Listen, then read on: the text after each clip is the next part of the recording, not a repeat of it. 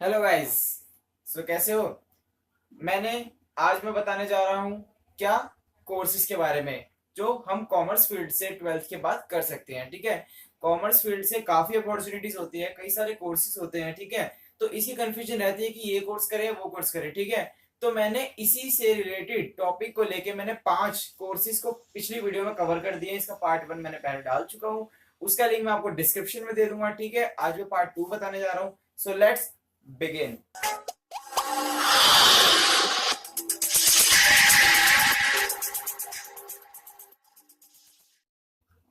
हाँ तो फ्रेंड्स, करें शुरू। चलो करते हैं। सो हम मैंने 5 टॉपिक कवर कर दिए थे, ये आपको पता है। ठीक है, मेरी पहली वीडियो में जाके देख लेना। ठीक है, और अब मैं कवर कर रहा हूँ 6th टॉपिक।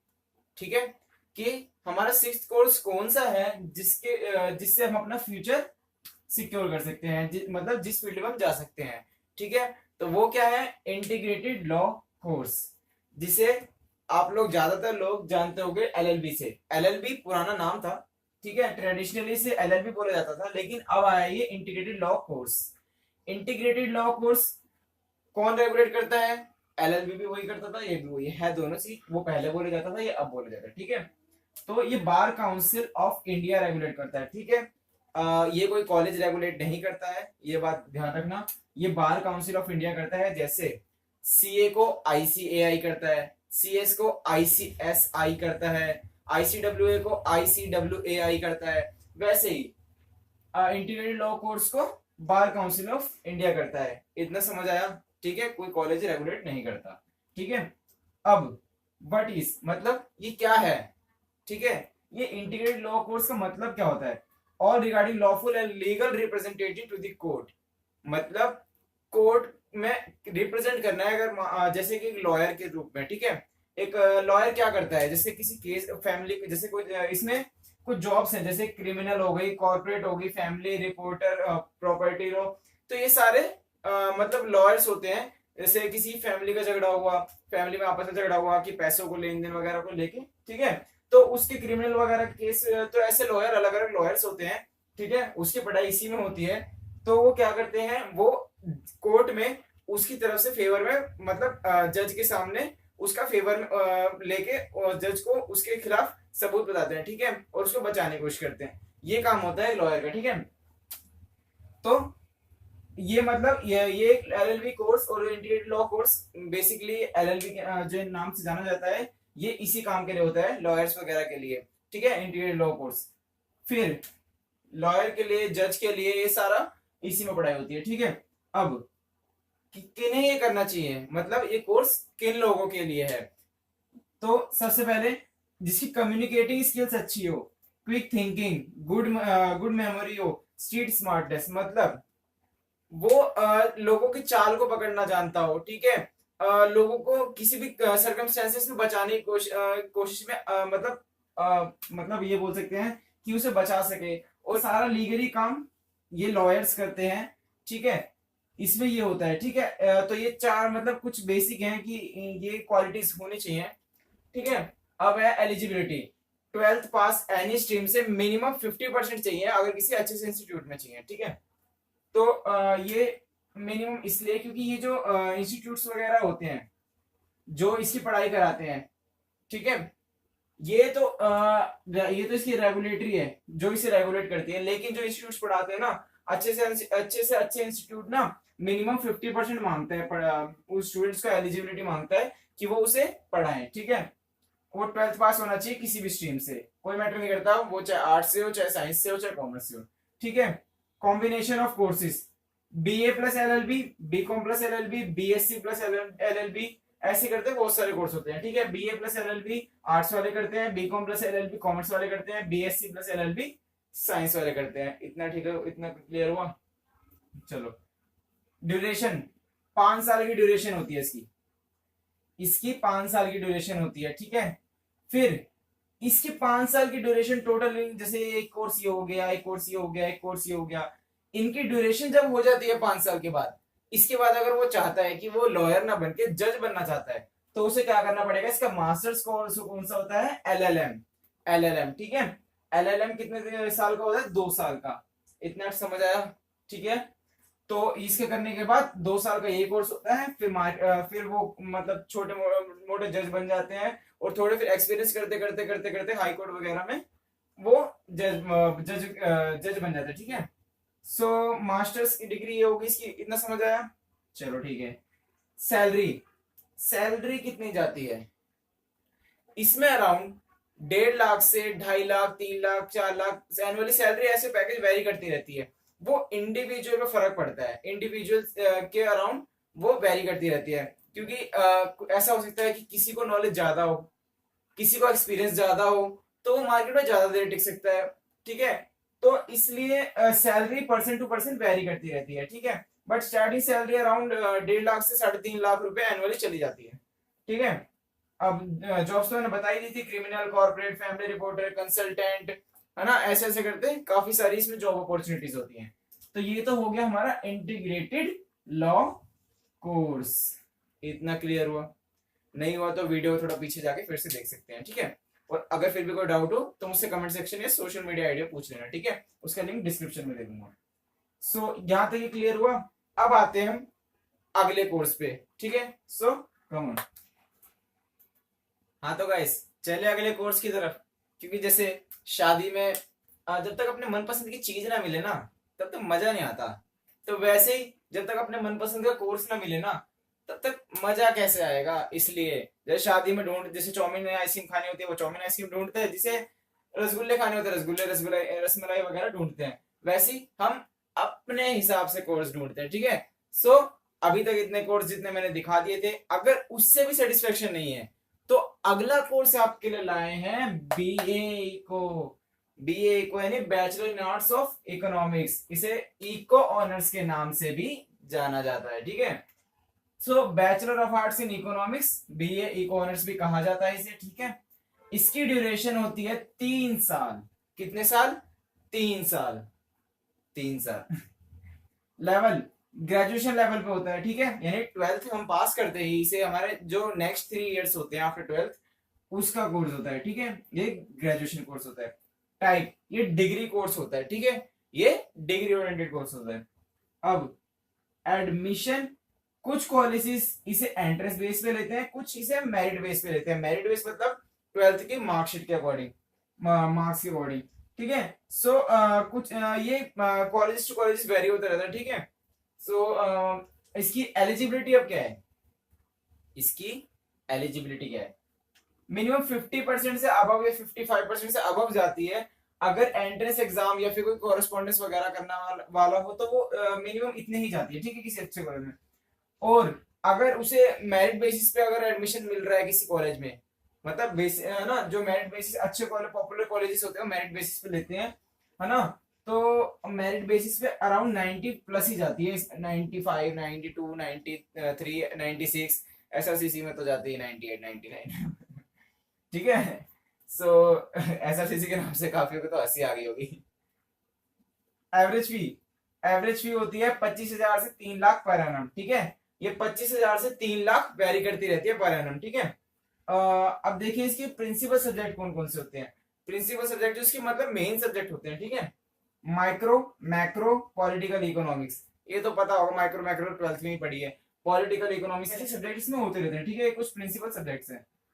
ठीक है, अब हमने ये कोर्स कर लिया।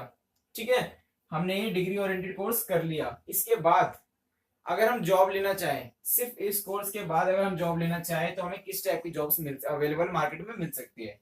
ठीक है, पहला इन्वेस्टमेंट एनालिसिस्ट या फिर investment administrator, economist, sales analyst, financial analyst, ठीक है, financial service manager, cost estimator, profit analyst, foreign trade and market analyst, and so on. और भी काफी हो सकते हैं। ठीक है, तो ये तो कुछ जॉब्स है जो मैंने मतलब कुछ लिमिटेड जॉब्स बता दिया आपको, जो इसके बाद हम इस कोर्स के बाद हम हमें मिल सकती है। ये तो हो गया हमारी कि क्या एलिजिबिलिटी है, क्यों करना है, क्या है, लेवल कौन सा, ड्यूरेशन, टाइप वगैरह, जॉब्स, ये सब हमने बता दिया। अब हम देखते हैं कि कौन कौन से कॉलेजेस, ठीक है, इंडिया में कौन कौन से जो टॉप कॉलेजेस हैं वो इसको रेगुलेट कंडक्ट करते हैं। ठीक है, so let's have a look. हाँ तो गाइस, इको ऑनर्स होता क्या है वो तो हमने पढ़ लिया, चलो ठीक है, वहां तक तो हमने पढ़ लिया कि हमें क्या होता है, वहां से हमने सब समझ लिया। अब इनके कॉलेजेस टॉप कौन कौन से हैं, इको ऑनर्स में टॉप कॉलेजेस कौन कौन से हैं, ओपन ओपन लर्निंग कॉलेजेस और रेगुलर के लिए, ठीक है, इसको डिस्कस करते हैं। तो ओपन लर्निंग कॉलेजेस में जामिया मिलिया इस्लामिया, जिसकी फीस अराउंड 7,000 रुपीज है।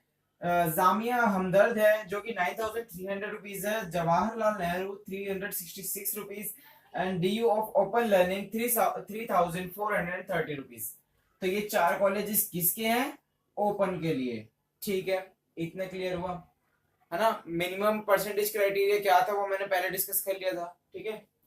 अब regular IP college for women, मतलब ये सिर्फ गर्ल्स के लिए है, जो कि दिल्ली में है, जिसकी 24,600 रुपीज फीस है, ठीक है, ये रेगुलर कोर्स के लिए, ठीक है, ये एनुअली फीस है। अब जय हिंद कॉलेज मुंबई में है, 4,520 रुपए है इसकी फीस। एम्स इंस्टीट्यूट ये बैंगलोर में है, इसकी फीस 1.9 लाख रुपीज है। क्रिस्ट यूनिवर्सिटी बैंगलोर में है 1 लाख रुपीज। जादवपुर कोलकाता में इसकी 2,700 रुपीज। लोयोला यूनिवर्सिटी चेन्नई में है 4,610 रुपीज, है ना। तो ये कुछ रेगुलर कॉलेजेस हैं जो कि टॉप के लेवल पे कॉलेजेस माने जाते हैं, ठीक है, और ये कुछ ओपन लर्निंग कॉलेजेस हैं। तो इतना क्लियर हो गया होगा आई होप, मेरे को लगता है कि अभी तक बीकॉम इको ऑनर्स में तो कोई डाउट होना नहीं चाहिए। फिर भी अगर कोई डाउट है तो पूछ लेना मेरे से कमेंट सेक्शन और या सोशल आईडीज पे, ठीक है। तो यहाँ पे हम इसको करते हैं खत्म और और चलते हैं अगले कोर्स की तरफ। So let's have a look. So friends, अब एक और कोर्स के बारे में हम जानेंगे। वो कोर्स कौन सा है, हॉस्पिटैलिटी मैनेजमेंट कोर्स। कौन सा कोर्स है, हॉस्पिटैलिटी मैनेजमेंट कोर्स, ठीक है। हॉस्पिटैलिटी मतलब देखभाल करनी होती है लोगों की, मतलब जैसे आप देखते हो होटल में किसी जाते हो, आप बड़े होटल या किसी होटल में जाते हो, रिसेप्शन पे लोग बैठे होते हैं, ठीक है। तो वो रिसेप्शन पे बैठ के क्या करते हैं, वो आपके लिए बैठे होते हैं ना, ताकि आपको वो बेस्ट फैकल्टीज प्रोवाइड करा सके, आपको गाइडलाइंस दे सके उस होटल के रिगार्डिंग, ठीक है। तो वही है, मतलब हॉस्पिटैलिटी मतलब लोगों की मदद करना, मतलब इस रिलेटेड में काम करना, ठीक है।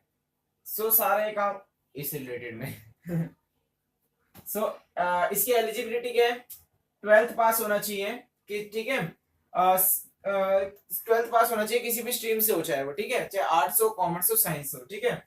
कुछ इंस्टीट्यूट होते हैं जो 10वीं 10th की बेसिस पे भी उसे एडमिट कर लेते हैं, मतलब ये कोर्स कराते हैं, ठीक है। अब ड्यूरेशन अगर इसकी हम देखें तो 1 to 3 years वेरी करती है। कुछ इंस्टीट्यूट इसका डिप्लोमा 1 year का कराते हैं, कुछ इसका 2 years से कराते हैं, कुछ 3 years से कराते हैं। तो ये इंस्टीट्यूट टू इंस्टीट्यूट वेरी करता रहता है, ठीक है। अब टाइप डिप्लोमा कोर्स होता है ये, ठीक है, क्या होता है, डिप्लोमा।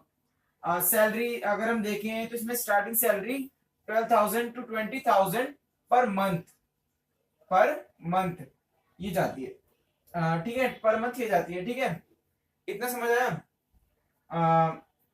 अगर हम ये पर मंथ जाती है, ठीक है, तो सैलरी तो ये स्टार्टिंग सैलरी होगी, पर मंथ हो गया एनुअली करीबन 2 लाख रुपीज हो गई, हाँ 2,40,000 के करीबन हो जाएगी, ठीक है, एनुअली। तो ये इसकी एवरेज सैलरी अगर स्टार्टिंग में देखे तो ये होती है। अब हमने एक कोर्स कर लिया, तो जॉब्स कौन सी मिलेगी उसको तो डिस्कस कर लें। आप उससे पहले हम एक चीज और डिस्कस कर लेते हैं, सब्जेक्ट्स, ठीक है। इसमें HRM, food production supervision, faculties management और फ्रंट ऑफिस ऑफिस ऑपरेटर, ये कुछ लिमिटेड कोर्स मैंने सब्जेक्ट्स बता दिए, बाकी इसके अलावा भी हैं, ठीक है, और भी कोर्सेज होते हैं, लेकिन मैंने ये कुछ मोटे मोटे प्रिंसिपल सब्जेक्ट्स बता दिए हैं, ठीक है। HRM ह्यूमन रिसोर्स मैनेजमेंट, ठीक है। अब जॉब्स कौन कौन सी मिल सकती है, front officer, food production, house keeping, railway airlines catering, HRM human resource manager और hotel manager, tour manager, tour and tourism होता है ना उसका मैनेजर हो गया, ठीक है।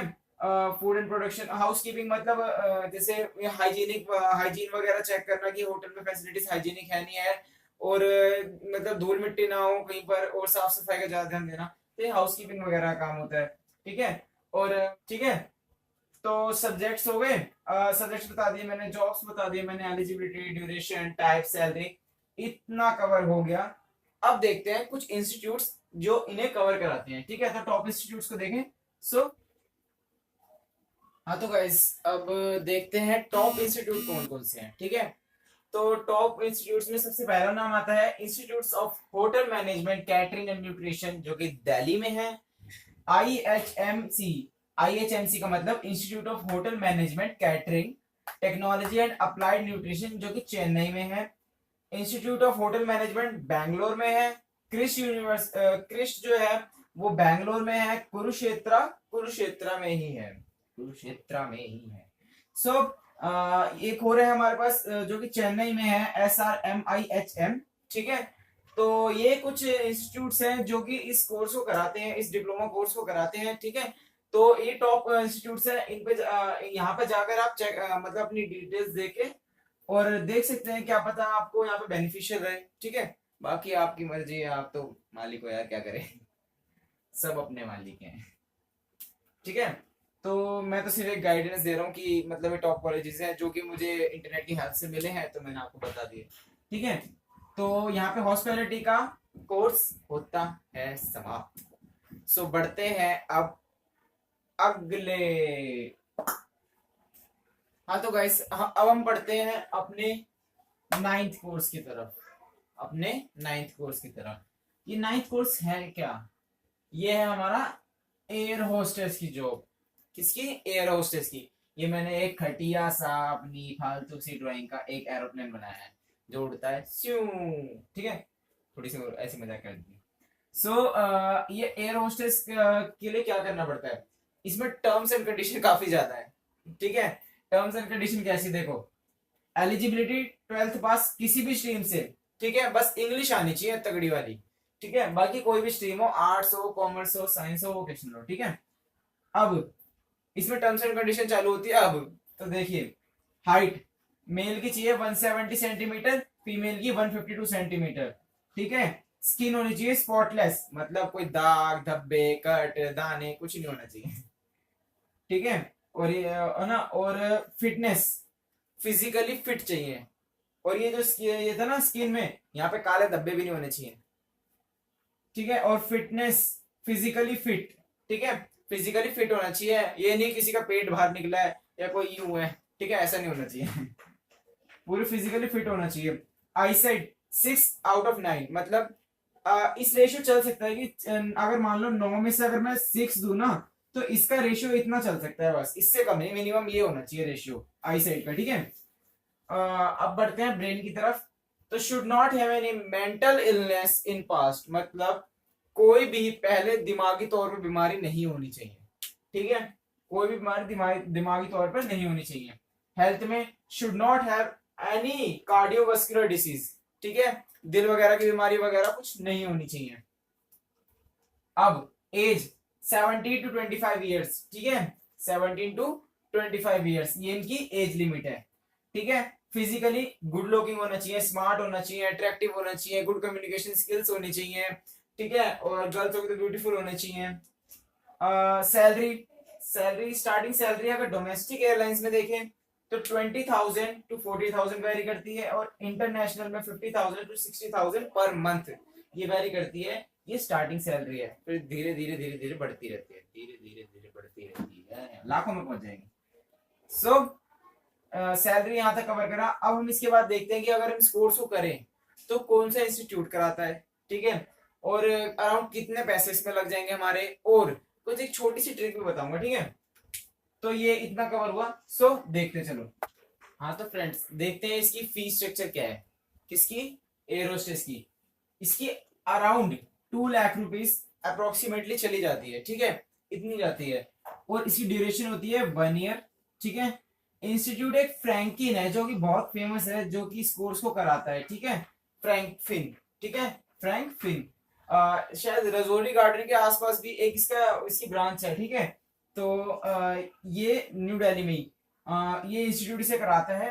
ट्रिक ये बता रहा था मैं कि आप क्या कर सकते हो, जैसे ही आपने यहाँ पर ज्वाइन किया, अराउंड 3 मंथ्स बाद, अराउंड 3 मंथ्स बाद, वो इसलिए कह रहा हूं मैं क्योंकि इसमें कोई जॉब की गारंटी नहीं होती कि ये लोग आपको कोर्स करा देंगे तो आपको जॉब मिल ही जाएगी, ठीक है। 1 ईयर के बाद आपको जॉब मिलेगी नहीं मिलेगी कोई गारंटी नहीं है। जब आप जो एग्रीमेंट उनके साथ साइन करोगे उसमें ये लिखा होगा एप्लीकेशन फॉर्म में कि कोई जॉब की गारंटी नहीं है, ठीक है। तो क्या करना, 3 मंथ्स या 4 मंथ्स के अराउंड आपको इतनी नॉलेज तो हो जाएगी कि आप मार्केट में जाके मतलब एयरलाइंस में जाकर आप वहां पर इंटरव्यू दे सको।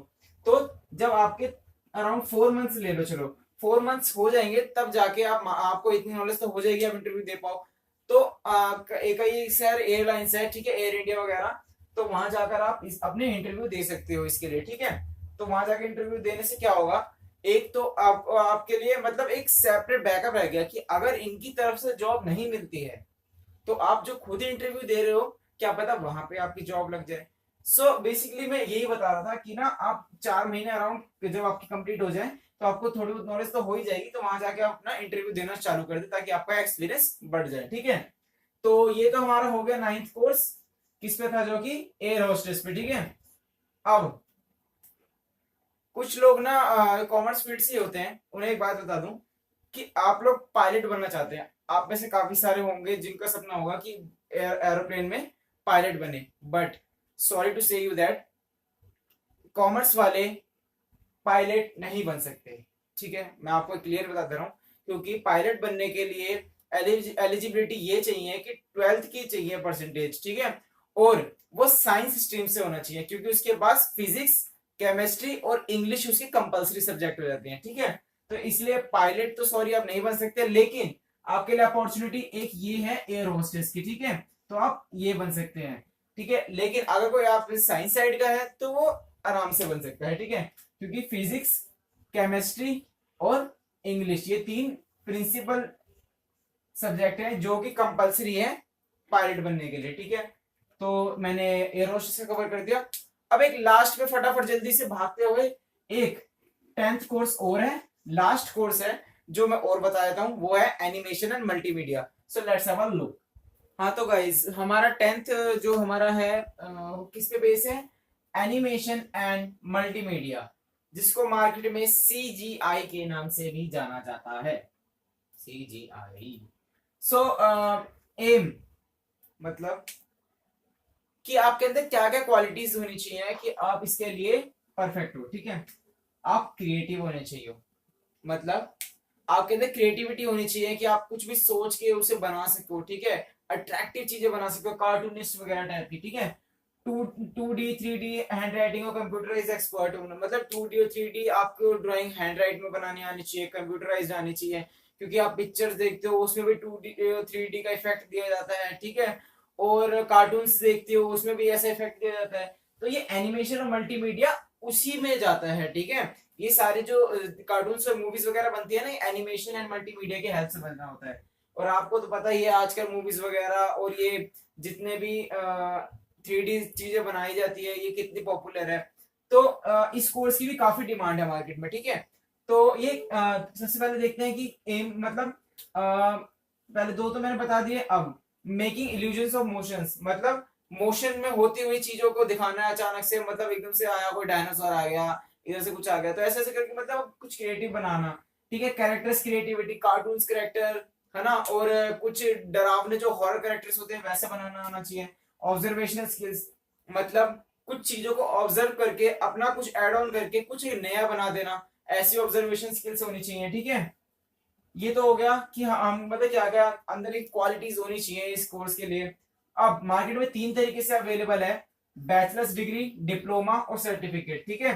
बैचलर्स डिग्री डिग्री 3 साल के बाद होती है, 12th पास करती है किसी भी स्ट्रीम से मिनिमम 50%, ठीक है। जो इंस्टीट्यूट है ना वो मिनिमम 50% रिक्वायरमेंट मांगते हैं कि जो अच्छे इंस्टीट्यूट होते हैं वो कि वो इसका एडमिशन ले सके 12th के बाद, ठीक है। ये 3 years का होता है 12th के बाद किसी भी स्ट्रीम से।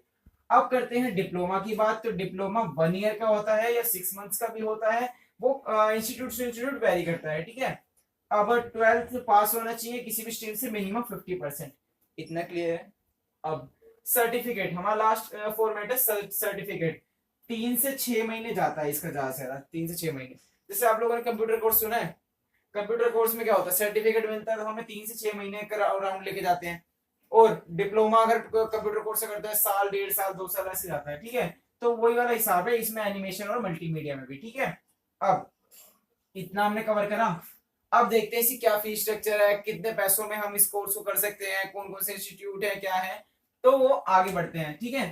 हाँ तो गाइस अब देखते हैं बैच इसमें थोड़ा सा आगे अगर हम देखें तो इसमें बैचलर्स डिग्री में जो सबसे फेमस है वो है बीएससी एनिमेशन एंड मल्टीमीडिया। ठीक है। Bachelor of science animation and multimedia इसमें सबसे फेमस है कोर्स जो बैचलर्स डिग्री में है।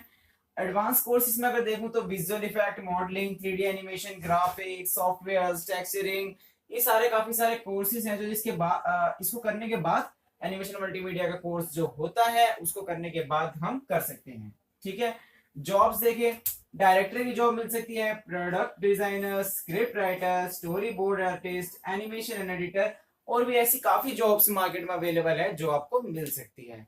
ठीक है। इसी से रिलेटेड थोड़ा सा और डिस्कस करते हैं। तो देखिए, हाँ तो गाइज अब देखते हैं सैलरी स्ट्रक्चर क्या है। सैलरी स्ट्रक्चर स्टार्टिंग से है 1 लाख से 2.5 लाख पर एनम, मतलब साल में इतना चला जाता है, अराउंड 1 लाख से 2.5 लाख सैलरी चली जाती है, स्टार्टिंग सैलरी है ये। अगर इसमें और आपके एक्सपीरियंस बढ़ता जाएगा, आप में नॉलेज ज्यादा है, ज्यादा क्रिएटिविटी है, तो आप इसमें काफी ज्यादा लाख रुपीस कमा सकते हैं। ठीक है। फीस स्ट्रक्चर क्या है कि आपको कितने पैसे अराउंड आपके लग जाएंगे, तो 1 लाख से 4.5 लाख अप्रोक्सीमेटली इतने लग जाएंगे आपके कोर्स में। ठीक है। बाकी इससे ज्यादा भी जा सकते हैं, वही वही बात आ गई, इंस्टीट्यूट से वेरी करता है। कुछ इंस्टीट्यूट और कॉलेजेस में बताता हूँ, जैसे Birla institute of technology Noida में है, Ballon institute of technology Chennai में है, वेस्टफोर्ड इंस्टीट्यूट ऑफ टेक्नोलॉजी केरला में है, सैम हिगन बॉटम इलाहाबाद में है। ठीक है। तो ये कुछ कॉलेजेस और इंस्टीट्यूट्स हो गए जो इस एनिमेशन मल्टीमीडिया कोर्स को कंडक्ट करता है। इतना आई होप आपको क्लियर हो गया होगा। तो यहाँ पर हमारे 10 के 10 कोर्सेस खत्म होते हैं। तो इन्हें पहले मिटो दूं मैं। हाँ तो फ्रेंड्स मैं आपको ये बताना चाहता हूँ, आज मैंने आपको लास्ट वीडियो में 5 कवर करे थे, आज की वीडियो में 5 कोर्स कवर करे, और नेक्स्ट वीडियोस में भी नेक्स्ट एक और वीडियो डालूंगा 5 या 6 कोर्सेस उसमें कवर करूंगा। ठीक है। तो ये 3 पार्ट्स में मैंने वीडियोस इसलिए बनाई है ताकि आप लोगों को कन्वीनियंस हो वीडियोस देखने में, और 5 कोर्स से आपका मतलब सेटिस्फेक्शन में थोड़ी ज्यादा इंप्रूवमेंट हो। ठीक है। तो आपको अगर इन 10 से भी सेटिस्फेक्शन नहीं मिले, क्योंकि आप सब वही बात होगी, इंडिविजुअल का इंटरेस्ट अलग अलग होता है, इसलिए क्या पता इन 10 के अलावा जो मैं 5 या 6 कोर्स बताऊंगा उसमें आपका इंटरेस्ट हो, तो ठीक है, मेरी लास्ट वीडियो को भी जो अपकमिंग वीडियो है उसे भी जरूर देखना, और मेरी पार्ट 1 में डिस्क्रिप्शन में लिंक दे दूंगा, उसे भी देखना ताकि आप जिन्होंने नहीं देखा है। ठीक है। तो और प्लीज इस वीडियो को लाइक शेयर एंड सब्सक्राइब जरूर कर देना, और वीडियो को शेयर जरूर करना, वो इसलिए क्योंकि मैंने इनिशिएटिव लिया है ताकि मैं जिन स्टूडेंट्स को, मेरे जैसे फ्रेंड्स हैं जिन्हें प्रॉब्लम हो रही है कि 12th के बाद कौन से कोर्स करें, तो उनको ये प्रॉब्लम ना क्रिएट हो, क्योंकि अगर वो किसी बाहर अगर काउंसलिंग पे जाते हैं तो वहां पर वो पैसे काफी ज्यादा चार्ज करते हैं। तो मैंने ये इसलिए बताए थे ताकि उन्हें कुछ एक बेसिक नॉलेज मिल जाए, ताकि वो उसी फील्ड में और आगे जाके इंप्रूवमेंट करते रहे, उसी फील्ड में आगे बढ़े। ठीक है। तो ये 15 से 16 कोर्स मैंने कॉमर्स के बताने मतलब 5 और 6 अराउंड और हैं। ठीक है। 15-16 कोर्स अराउंड चले जाएंगे। ठीक है। तो आप अपने इंडिविजुअल पे जिसके लिए जो सा कोर्स बेस्ट हो, प्लीज उसी को करना, जो आपका दिल बोले उसी को करना, और किसी और की मत सुनना। ठीक है। आई होप गाइस आपको वीडियो अच्छी लगी होगी, आपने सारी नॉलेज ले ली होगी। इस वीडियो को जरूर शेयर करना। तब तक के लिए गुड बाय।